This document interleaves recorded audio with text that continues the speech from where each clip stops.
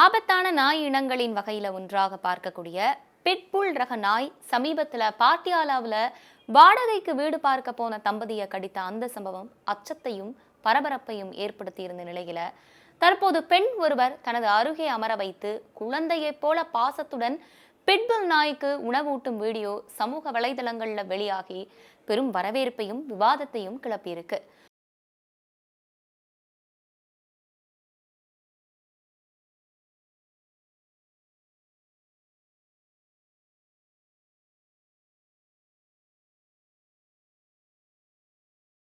பொதுவாகவே பெரும் பணக்காரர்கள் பிட்புல் அப்படின்றது ஒரு தனி நாய் இனத்தின் பெயரை மட்டும் குறிக்காது, ஒரு குறிப்பிட்ட பல வகையான நாய்களின் பெயர்களை சேர்த்து தான் பிட்புல் அப்படிங்கிற பேர்ல குறிப்பிடுறாங்க.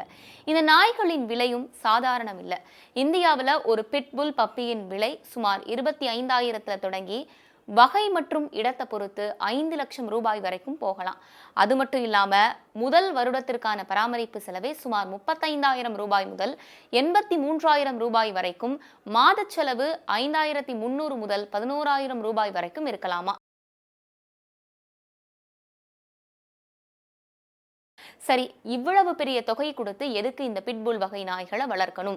இந்தியாவை பொறுத்த வரைக்கும் நிறைய தெருநாய்கள் இருக்கு, அதை அடாப்ட் பண்ணி வளர்க்கலாமே அப்படின்னு கேட்கலாம். ஏன் பிட்புல் வளர்க்குறாங்க அப்படின்னு கேள்வி எழுது அப்படின்னு பார்த்தோம்னா, சில பணக்காரர்கள் இந்த மாதிரியான பிரீமியம் பிரீட்ஸை ஒரு பெட்டா மட்டும் இல்லாம ஒரு ஸ்டேட்டஸ் சிம்பிளாவும் இதை பார்க்குறாங்க. ஆனா பிட்புல் அப்படின்னாலே ஆபத்தான நாய்னு சொல்லிட முடியாது. இந்த நாய்கள் புத்திசாலித்தனமானவை, லாயலாகவும் ஃபேமிலி ஃப்ரெண்ட்லியாகவும் இருக்குமா. அதே சமயம் அவற்றுடைய உடல் வலிமை அதிகம் அப்படின்றதால சரியான ட்ரைனிங், சோஷியலைசேஷன் மற்றும் ரெஸ்பான்சிபிள் ஓனர்ஷிப் ரொம்ப முக்கியம்னு சொல்றாங்க.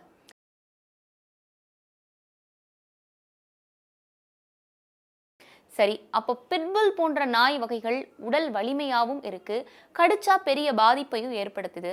அப்போ இந்தியாவில் இதுக்கு கடுமையான தடை எதுவும் இல்லையா அப்படின்னு கேட்டா, இந்தியாவில் பிட்புலுக்கு நாடு முழுவதும் ஒரே மாதிரியான முழுமையான எந்த தடையும் இல்லை. அது முற்றிலும் அந்தந்த உள்ளாட்சி அமைப்புகளோட சட்டங்களை பொறுத்தது தான். அதே மாதிரி அவற்றை ஒழுங்குபடுத்தவோ அல்லது முற்றிலுமாக தடை செய்யவோ உள்ளாட்சி அமைப்புகளுக்கு அதிகாரம் இருக்கு. இப்போ உதாரணமா பெருநகர் சென்னை மாநகராட்சி பிட்புல் மற்றும் ராட்வீலர் நாய்களுக்கு புதிய உரிமங்கள் வழங்குவதையோ அல்லது புதுப்பிப்பதையோ முழுசா நிறுத்திட்டாங்க. கூடவே உரிமம் இல்லாம வளர்க்குற நாய்களுக்கு 1 லட்சம் ரூபாய் வரை அபராதமும் விதிக்கிறாங்க.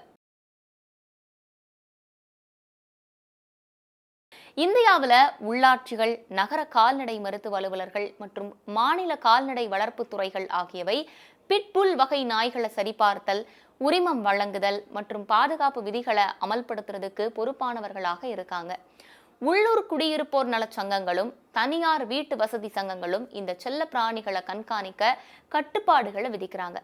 பொதுவா பிட்புல் வளர்ப்பவர்கள் நாயை ஒருபோதும் வெளியில அல்லது அறிமுகமில்லாத நபர்கள், குழந்தைகள் மற்றும் பிற விலங்குகளுக்கு அருகில் தனியாக விட்டு செல்லாமல் இருப்பதும், நாய் தப்பி செல்லவோ அல்லது சுற்றி திரியவோ முடியாதபடி பாதுகாப்பான உயரமான வேலிகளையும் பூட்டப்பட்ட கதவுகளையும் அமைக்கிறதும், ஆரம்பத்திலேயே கண்ட்ரோல்ல இருக்கிற பயிற்சியை கொடுத்து நடைப்பயணங்கள் அல்லது பொது இடங்களுக்கு போகும்போது நாயின் எதிர்வினைகளை உன்னிப்பாக கண்காணிக்கிறதும், உள்ளாட்சி சட்டங்களை பின்பற்றுவது மூலமா பல விபத்துகளை தவிர்க்கலாம்.